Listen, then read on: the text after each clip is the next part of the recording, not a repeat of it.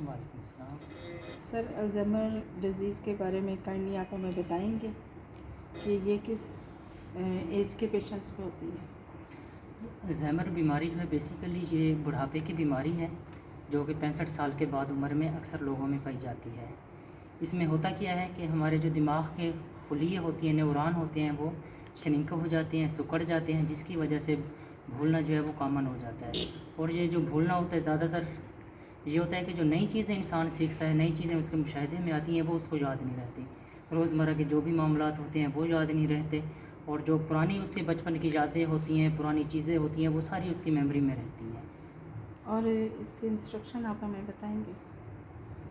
اس کے risk factors میں یہ ہوتا ہے کہ زیادہ تر یہ ایک تو پہلی چیز ہے وہ سب سے زیادہ جینیٹکس ہوتی ہے کہ لوگوں میں خاندانی طور پہ، وراثتی طور پہ منتقل ہوتی ہے.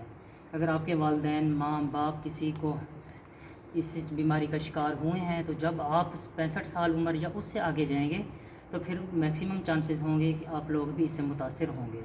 اور اس میں یہی ہوگا کہ آپ سب سے پہلا جو اس کی علامت ہوتی ہے وہ یہی ہوتی ہے کہ آپ بھولنا شروع کر دیں گے. سمٹم ہاں، اس کے بعد بھولنے کے بعد جو ہے آپ کی جو روزمرہ کی روٹین ہوتی ہے وہ ڈسٹرب ہونا شروع ہو جاتی ہے. آپ کی فیصلہ سازی کی قوت جو ہے وہ متاثر ہو جاتی ہے. اس طرح اس کے باقی سمٹم آنا شروع ہو جاتے ہیں. اس کے علاوہ اس کے جو رسک فیکٹر ہوتے ہیں اس میں اگر آپ کو ہیڈ پہ کوئی ٹراما ہوا ہے، کوئی ہیڈ انجری ہوئی ہے، جیسے کوئی ایکسیڈنٹ وغیرہ ہوتا ہے، اس کیس میں بھی رسک بڑھ جاتا ہے کہ آپ اس بیماری کا شکار ہو سکتے ہیں.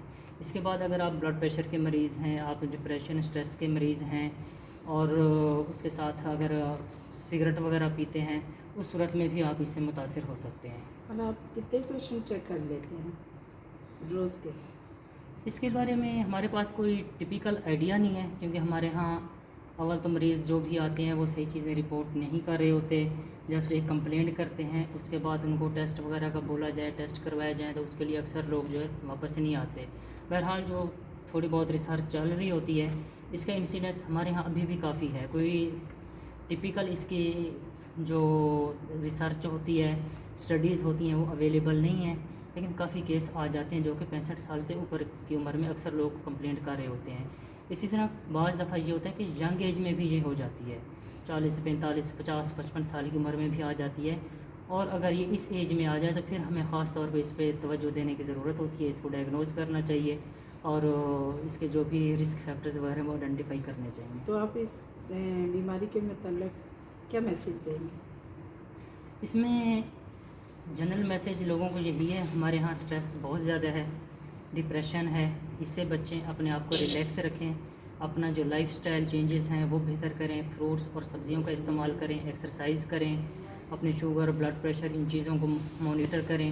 اور اگر آپ کو کسی بھی قسم کی بھولنے کی بیماری ہو رہی ہے، کوئی کمپلینٹ ہو رہی ہے، آپ کو کوئی مسئلہ ہو رہا ہے کہ آپ نے کوئی چیزیں رکھیں کہیں پہ کوئی چیز اور آپ کو بھول جاتی ہے، بار بار کوئی چیز آپ کو یاد نہیں رہتی، آپ راستہ بھول جاتے ہیں، تو اس صورت میں جو ہے فوراً آپ اپنے ڈاکٹر کے پاس جائیں، ان کو چیک کروائیں، اور جو بھی اس کے لیے وہ ٹیسٹ ایڈوائز کرتے ہیں وہ آپ ضرور اس کو فالو کریں تاکہ اس کا سدبھاؤ کیا جا سکے. بہت بہت شکریہ ڈاکٹر صاحب، آپ نے ہمیں اپنا قیمتی ٹائم دیا اور آپ نے ہمیں اس ڈیزیز کے بارے میں بتایا جو کہ لوگوں کے لیے بہت کامیاب ہوگا.